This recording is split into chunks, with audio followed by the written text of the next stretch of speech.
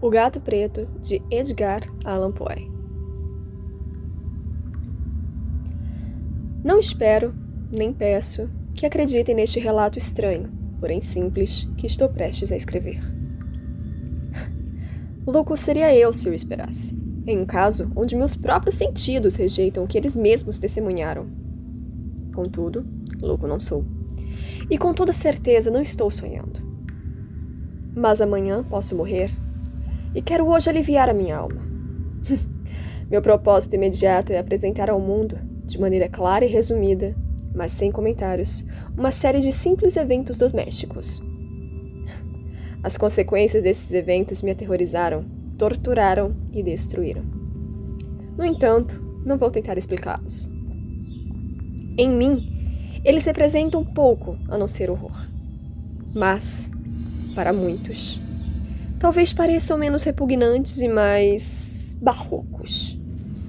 Quem sabe um dia alguma mente racional reduza meus fantasmas a um lugar comum. Alguma inteligência mais serena, mais lógica e bem menos sensível que a minha, que há de perceber nas circunstâncias que relato com pavor nada mais do que uma sucessão comum de causas e efeitos muito naturais. Desde a infância, eu era notado pela doçura e pela humanidade de meu caráter. A ternura de meu coração era evidente, a ponto de fazer em mim objeto de gracejo de meus companheiros. Tinha uma afeição especial pelos animais. E fui mimado por meus pais com uma grande variedade de bichinhos de estimação. Passava a maior parte do meu tempo com eles, e nada me deixava mais feliz do que alimentar e acariciar. Esse traço do meu caráter foi crescendo comigo, e na idade adulta fiz dele uma de minhas principais fontes de prazer. Àqueles que já experimentaram uma afeição por um cão fiel e sagaz, dificilmente terei dificuldades em explicar a natureza ou a intensidade da satisfação que disso deriva. Há algo no amor abnegado e altruísta de um animal que fala diretamente com o coração daquele que tem a oportunidade frequente de provar da amizade desprezível e da frágil fidelidade do homem comum. Casei-me cedo e tive a sorte de encontrar em minha mulher uma disposição que não se contrapunha à minha.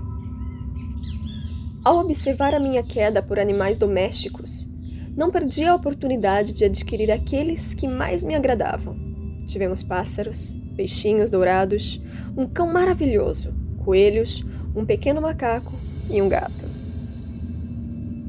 Este último era um animal notadamente grande e belo, todo preto, e espantosamente esperto.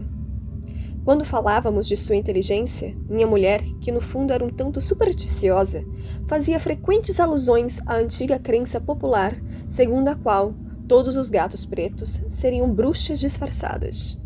Não que alguma vez ela tenha falado sério quanto a isso. E aqui aludia ao fato apenas por ter me lembrado dele nesse momento. Plutão. Esse era o nome do gato. Era o meu animal de estimação favorito e meu companheiro inseparável. Só eu o alimentava e ele me seguia por toda a casa. Era difícil até mesmo impedir que me seguisse pelas ruas. Nossa amizade durou, dessa maneira, por vários anos, durante os quais meu temperamento e meu caráter geral, por obra da intemperância demoníaca, e fico vermelho ao confessá-lo, passou por uma alteração radical para pior. Tornei-me, dia após dia, mais melancólico, mais irritável, mais indiferente aos sentimentos alheios. Permitia-me falar de forma destemperada com minha esposa, e terminei por usar até mesmo de violência física.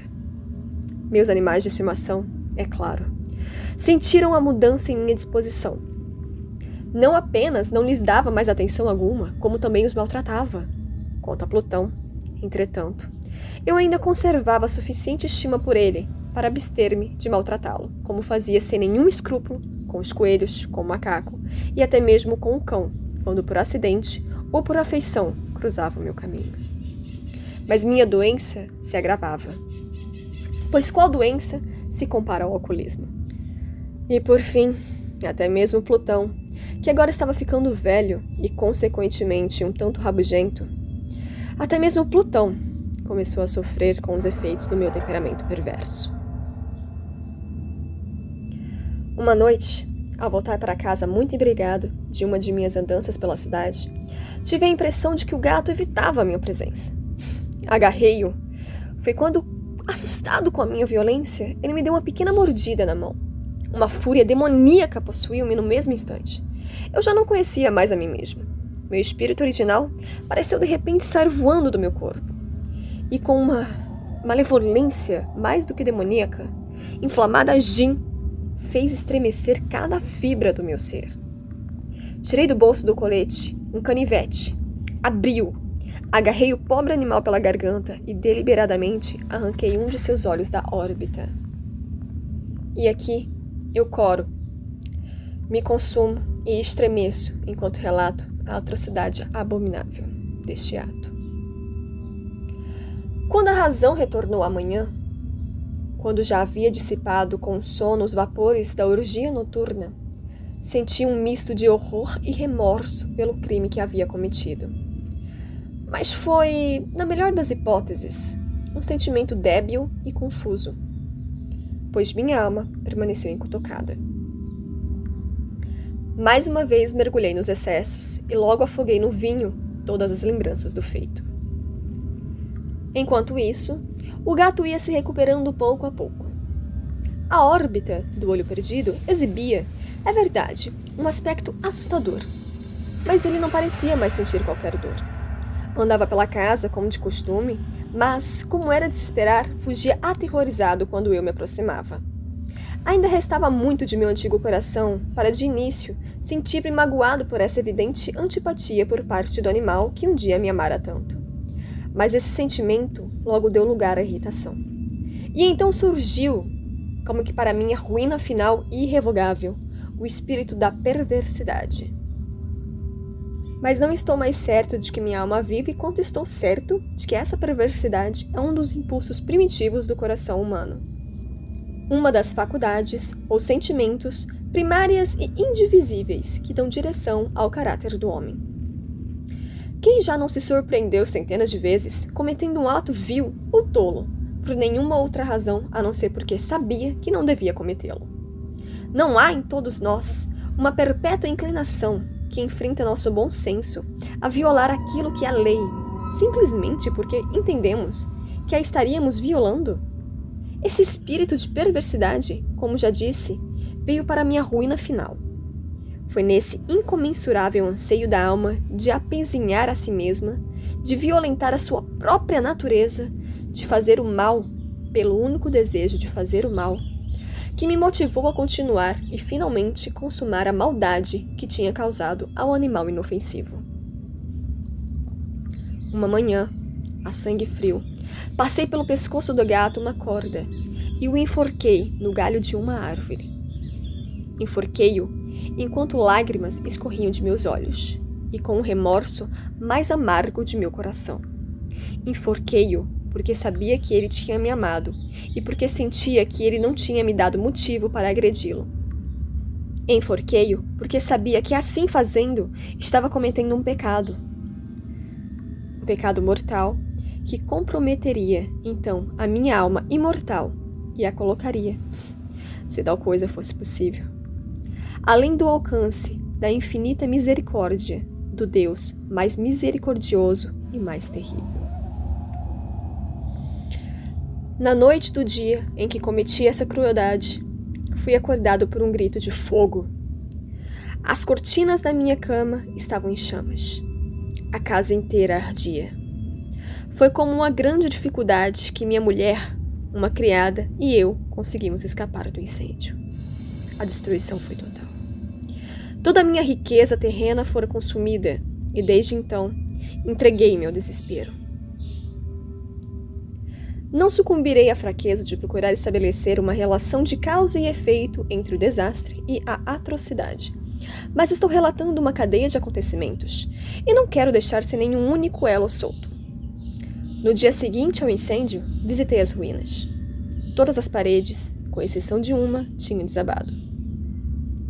À exceção era uma parede divisória, não muito espessa, que ficava mais ou menos no meio da casa, e contra a qual se encontrava antes a cabeceira de minha cama. O reboco, em grande parte, tinha resistido à ação do fogo, fato que atribuí à aplicação recente. Em frente a essa parede, uma grande multidão estava reunida e muitas pessoas pareciam examinar uma porção dela em especial com toda a minúcia e atenção.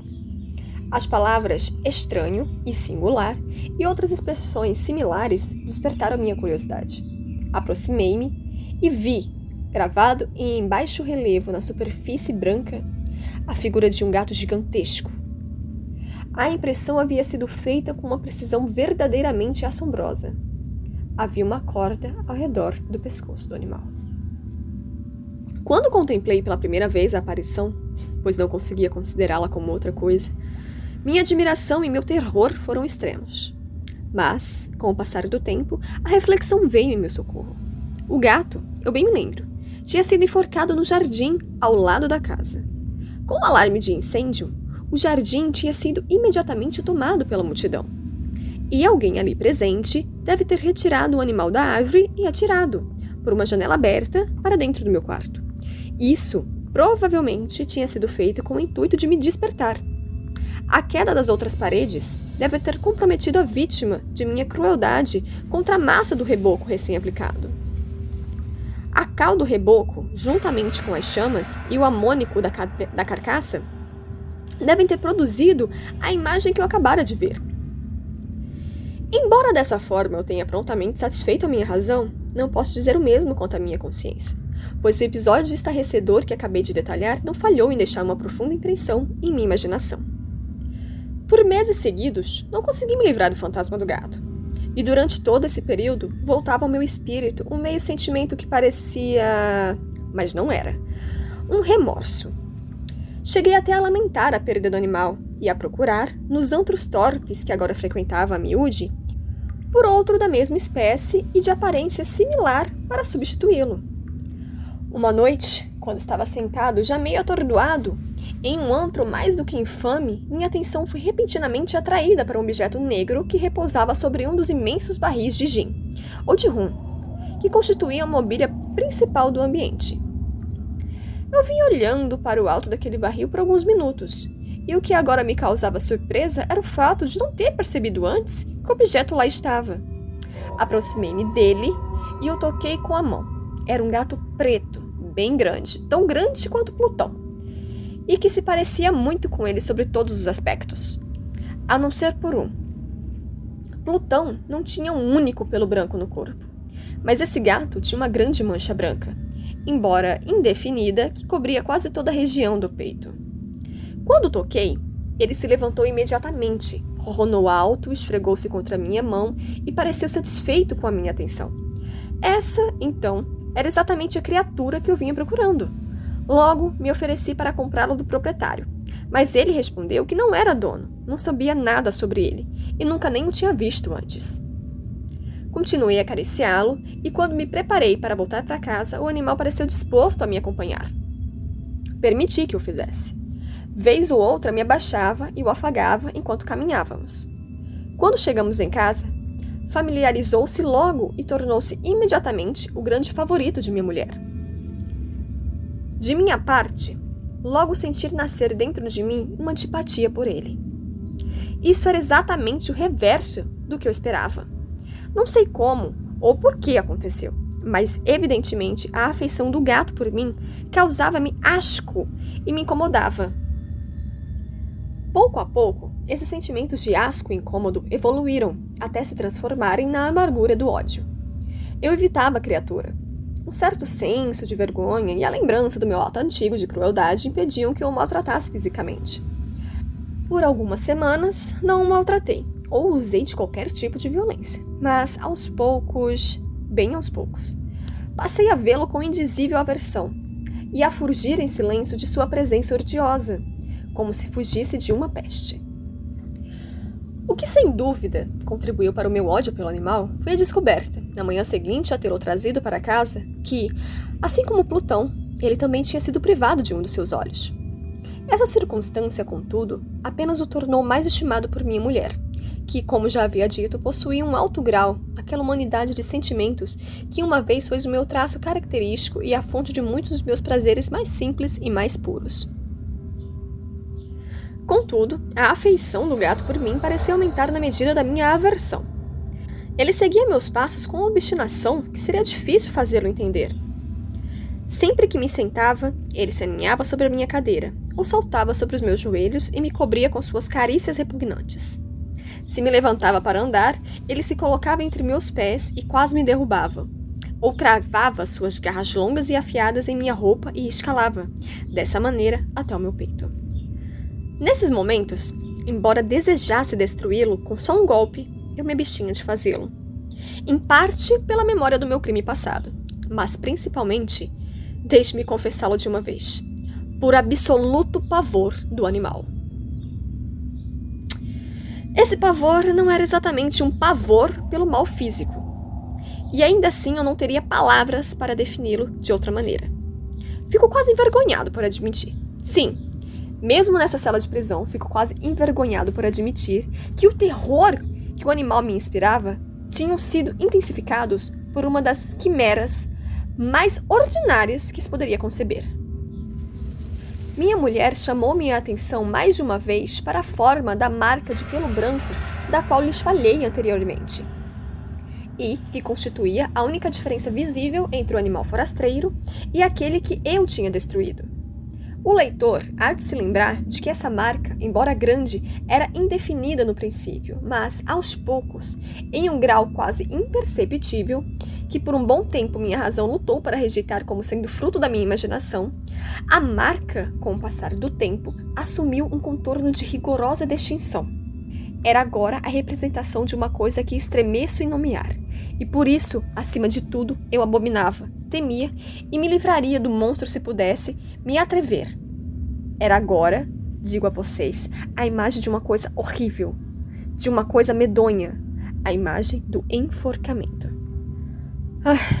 Triste e terrível máquina do horror e do crime, da agonia e da morte. E agora eu estava, de fato, miserável, para além da miserabilidade humana. E um animal, cujo semelhante eu tinha assassinado de uma forma tão desprezível, um animal causava a mim, um homem feito à imagem e semelhança de Deus, tanto desgosto insuportável. Ai de mim! Nem de dia, nem à noite eu conseguia mais a bênção do repouso. Durante o dia, a criatura não me deixava sozinho nem por um único momento. E à noite, eu acordava de hora em hora com pesadelos aterrorizantes para sentir em meu rosto o hálito quente da coisa. Um pesadelo encarnado que eu não tinha forças para espantar, e todo o seu peso jazendo eternamente sobre o meu coração. Sob a pressão de tormentos como estes, os restos esfarrapados do meu bem que havia em mim se sucumbiram. Pensamentos perversos tornaram-se meus únicos amigos íntimos. Os pensamentos mais sombrios e mais perversos. O mau humor habitual de meu temperamento progrediu para o ódio. O ódio de todas as coisas e de toda a humanidade. Enquanto a minha esposa, que de nada reclamava, Deus, tornou-se a mais habitual e mais paciente vítima das explorações repentinas, frequentes e ingovernáveis de fúria das quais eu agora me abandonava cegamente. Certo dia, ela me acompanhava em algumas incumbências domésticas, ao porão da casa velha em que nossa pobreza nos obrigava agora a morar. O gato me seguia escada abaixo pelos degraus íngremes e, quase me fazendo cair de cabeça, levou-me à loucura. Levantei o machado e, esquecendo, em minha fúria, do pavor infantil que até agora vinha detendo a minha mão, desferi um golpe no animal, que, por certo, teria sido instantâneo e fatal se o tivesse acertado como eu desejava. Mas o golpe foi desviado pela mão de minha mulher, e, incitado pela interferência a uma ira mais do que demoníaca, retirei a arma de seu alcance e enterrei o machado no cérebro dela, que caiu morta em meus pés, sem sequer gemer. Levado a cabo o monstruoso assassinato, entreguei-me de imediato e com toda a determinação à tarefa de ocultar o cadáver. Eu sabia que não poderia retirá-lo da casa, nem durante o dia, nem à noite, sem correr o risco de ser observado pelos vizinhos. Vários projetos passaram pela minha mente. No primeiro momento, pensei em cortar o cadáver em pequenos pedaços e incinerá-lo. Depois, considerei cavar uma sepultura para ele no chão do porão. Em outro momento, pensei em atirá-lo no poço do jardim. Ou em colocá-lo em um caixote, como se fosse uma mercadoria, tomando as medidas de costume, e então arrumar um carregador para tirá-lo da casa. Por fim, cheguei ao que considerei uma experiência muito melhor do que todos os outros, e decidi emparedá-lo no porão, assim como se dizia que os monges da Idade Média faziam com suas vítimas. O porão era bem adaptado a um propósito como este. As paredes eram construídas de um material pouco resistente e tinham sido recém-rebocadas, com um reboco rústico que a umidade da atmosfera não permitiu endurecer.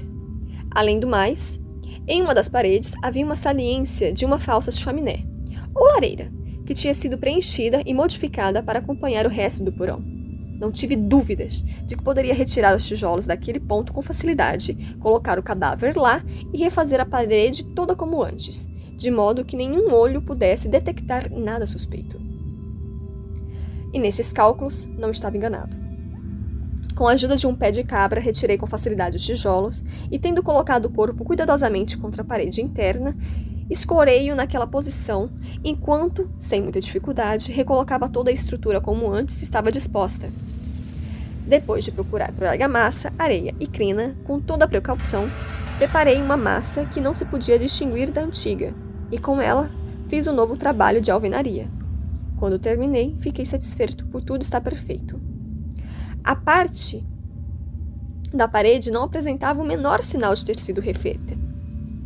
A sujeira do chão foi retirada com cuidado minucioso e olhei ao redor triunfante, dizendo a mim mesma: então, pelo menos, o meu trabalho não foi em vão. O próximo passo foi procurar a criatura que tinha sido a causa de tanta desgraça, porque, depois de tudo, eu estava firmemente decidida a colocar fim à vida do animal. Se naquele momento o tivesse encontrado, não haveria dúvidas quanto à sua sorte. Mas, pelo visto, o animal ardiloso ficou alarmado com a violência de minha ira e absteve-se de se fazer presente diante de meu humor no momento.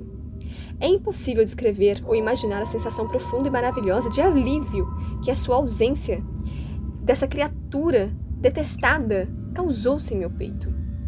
Ele não apareceu naquela noite, e assim, por uma noite, pelo menos, desde que se introduziu na casa, dormi tranquilamente e em paz. Sim, dormi mesmo.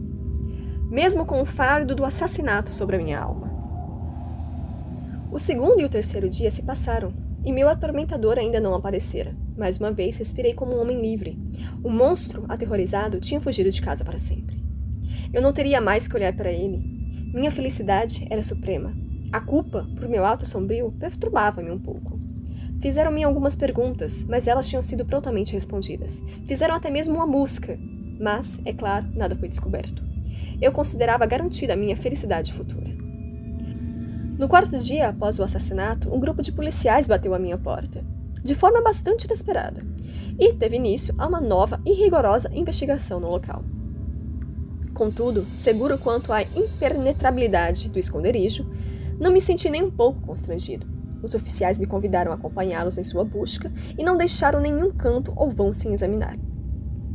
Por fim, pela terceira ou quarta vez, desceram ao porão. Não tremi nem um só músculo. Meu coração batia calmamente, como o de alguém que dorme tranquilo. Andei pelo porão de um lado até o outro, cruzei os braços sobre o peito e perambulei calmamente para lá e para cá. Os policiais estavam satisfeitos e já se preparavam para partir. O deleite em meu coração era forte demais para ser contido. Eu ardia para lhe dizer-lhes ao menos uma palavra, como forma de triunfo, e para confirmar outra vez que tinham certeza da minha inocência. Cavalheiros, eu disse por fim, enquanto o grupo subia os degraus. Fico feliz por haver eliminado suas suspeitas. Desejo a todos saúde e um pouco mais de cortesia. A propósito, senhores, esta é uma casa muito bem construída. No afã de dizer alguma coisa com naturalidade, eu mal sabia o que estava dizendo. Devo dizer, uma casa de construção excelente. Essas paredes... Vocês já estão indo, senhores? Essas paredes são bem sólidas. E então, no frenesi de minhas bravatas, dei uma batida forte com a bengala que segurava nas mãos naquela parte da alvenaria, atrás da qual estava o cadáver da mulher do meu coração. Mas que Deus me proteja e me livre das garras do demônio. O eco da batida nem tinha acabado de soar quando uma voz respondeu de dentro da parede. Um gemido de início abafado e entrecortado, como o soluçar de uma criança, que depois foi crescendo rapidamente e se transformando em um grito alto, agudo e contínuo, completamente anômalo e inumano. Um uivo, um guincho de lamentação. Metade de horror e metade de triunfo, como se tivesse vindo do inferno, de um esforço conjunto das gargantas dos condenados em sua agonia e dos demônios que se deleitam da danação. Falar de meus pensamentos é tolice. Desfalecendo, cambaleei até a parede do lado oposto. Por um instante, o grupo na escada ficou paralisado. Um misto de extremo terror e estarrecimento. Em seguida, uma dúzia de braços corpulentos investia contra a parede, que veio abaixo. O cadáver, já bem decomposto e coberto de sangue coagulado, surgiu ereto diante dos olhos dos espectadores. Sobre a cabeça, com a boca vermelha escancarada e o olho solitário de fogo, estava sentada a criatura hedionda, cujos ardis tinham me seduzido ao assassinato, e cuja voz delatora havia me condenado à forca. Sim, eu tinha emparedado o monstro dentro da tumba.